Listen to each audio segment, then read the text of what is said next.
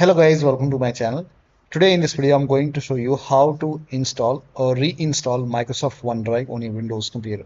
Now for this you can open any browser on your computer and in Google search you can type in OneDrive download and then go to the official Microsoft website where you can see download OneDrive option. So click on download OneDrive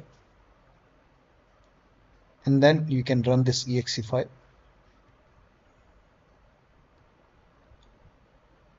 Click on yes to allow.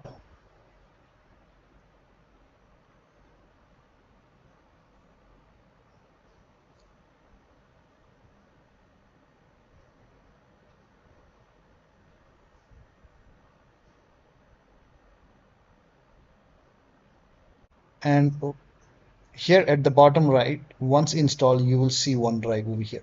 You can see the OneDrive icon over here, or you can simply type in OneDrive in Windows search box over here, and then you can launch OneDrive. And now once you launch Microsoft OneDrive, you can enter your Microsoft email and password, and you can access OneDrive. So that'll be all. Thank you so much for your time, and please like this video and subscribe to my channel.